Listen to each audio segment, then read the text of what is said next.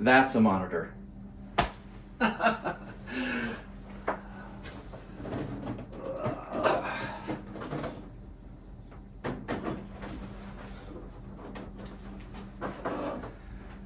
And that's where the monitor belongs.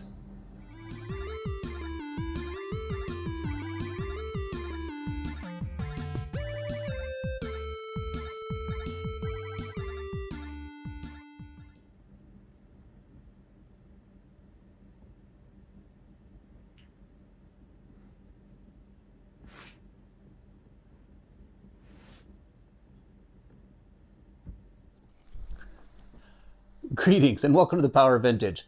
Here is the amazing TTM 19-inch gigantic monitor for the Atari TT. So let's play around with this a little bit.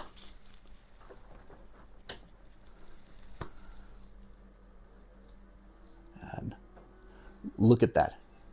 That Atari is tiny. I can barely see it from here. Really, this is going to test my eyesight more than anything else. All right.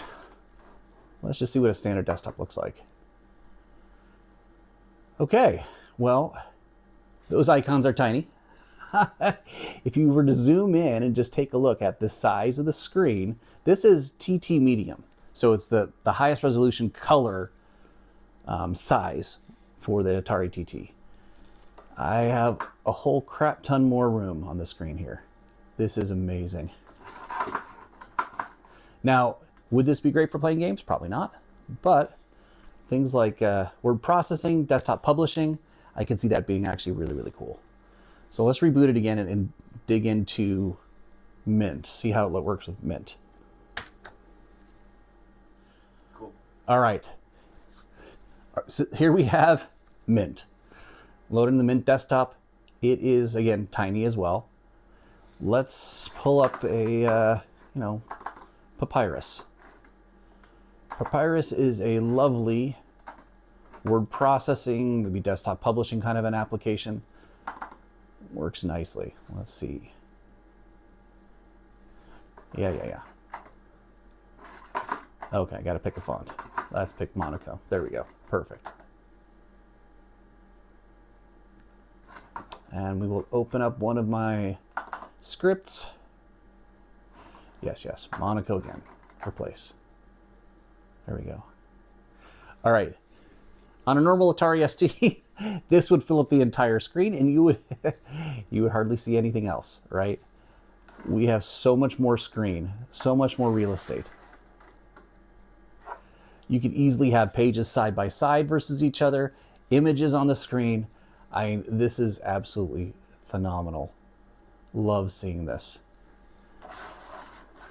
Looks a little funky, but I'm sure that's good. Here, let's exit out of there and let's take a look at something else. I want to take a look. Actually, let's go back to works here. So let's go to pull up a spreadsheet. Yeah, I don't know GDOS. I don't care about GDOS right now. Spreadsheet, here we go. Oh, I need to do a new one. Yeah. Let's start all over. File, new, spreadsheet, new. There we go. I mean, the real estate here, this would actually be fantastic for old school spreadsheets. Now, you can also hear me moving this mouse all over the place. The screen real estate is just gigantic on the screen.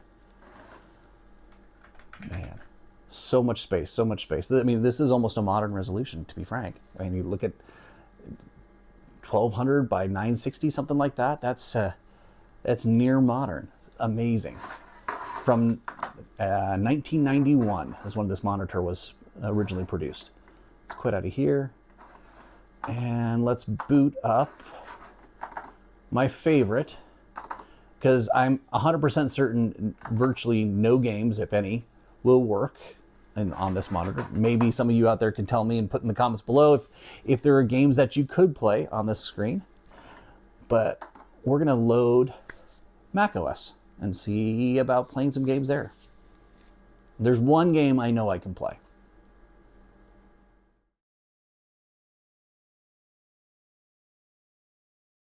So, because the Macintosh had a black and white version of Civilization that could run, I figured I'd try it out here, and it does. It runs just fine here.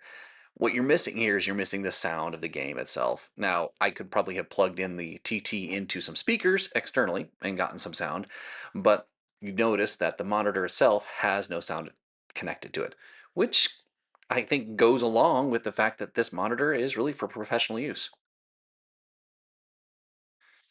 I found this article in one of my copies of Start magazine from December of 1988 that included an introduction and review of this monitor. It was referred to in the article as a monotone Viking, manufactured for Atari, and then it was later branded as the SM19 or 194, 194, however you want to refer to it. It had actually been demonstrated earlier that year in 1988 at Spring Comdex in Atlanta and was eventually released for purchase in 1989.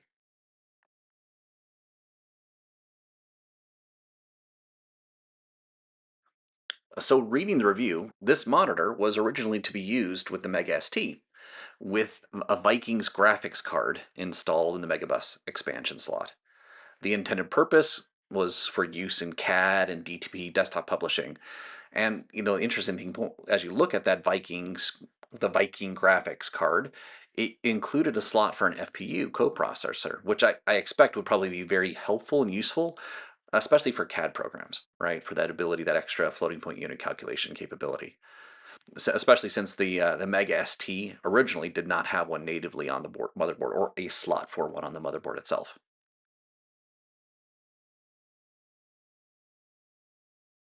So this specific Atari SM194 monitor was gifted to a friend of the channel who lives in the Indianapolis area, which is relatively close by. And so he's the gentleman who brought it over, and you may see his reflection in some of the video content earlier in this video.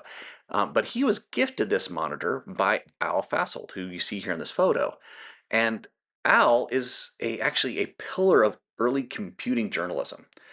He was a columnist for the Syracuse Post Standard with under the pseudonym Dr. Gizmo, and where he wrote the Technophile column.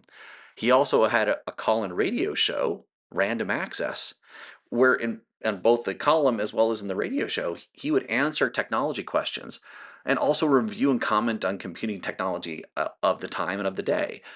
From the very early life cycle of computer technology all the way up through 2015. Looking at some of his articles, he's talking about, or in blog posts, he's talking about the iPad 2, or iPad Air 2 rather.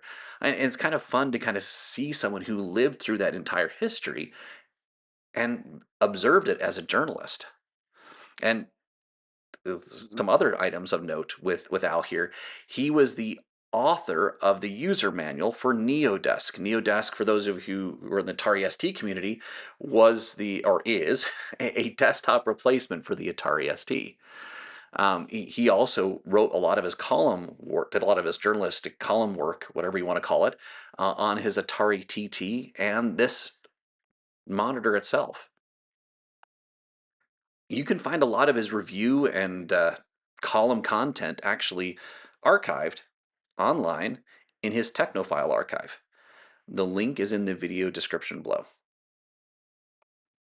Now I'm going to cut to some video of Al himself describing a bit about his history and career in his own words.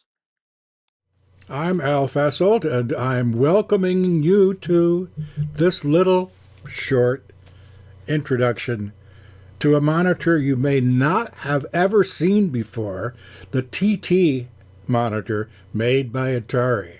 I'm a retired newspaper editor and technology writer, and for 30 or 40 years, whatever the time was, I worked at the Post Standard here in Syracuse.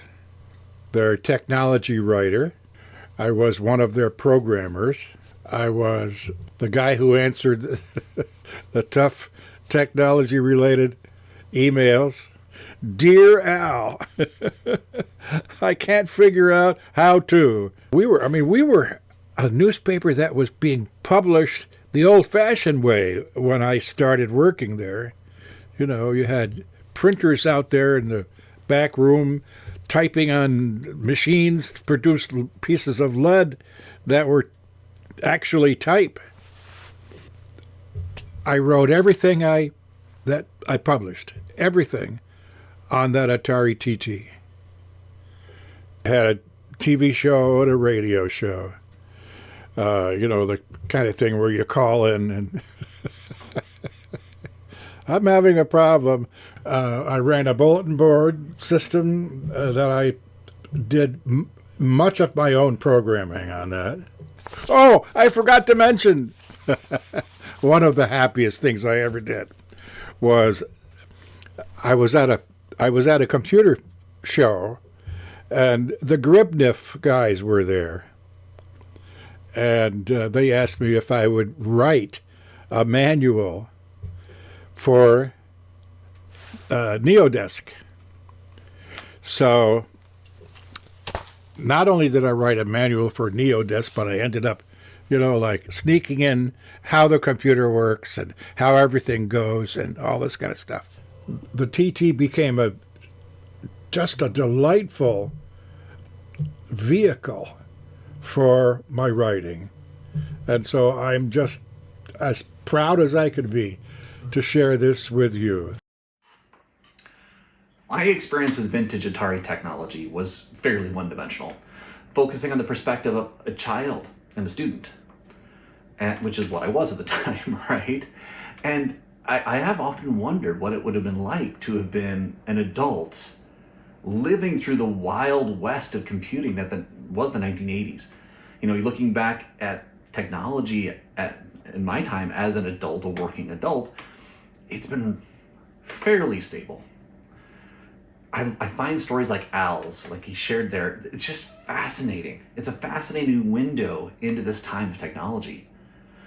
It gives me another perspective of computers, like my beloved 520 ST here, from a different viewpoint.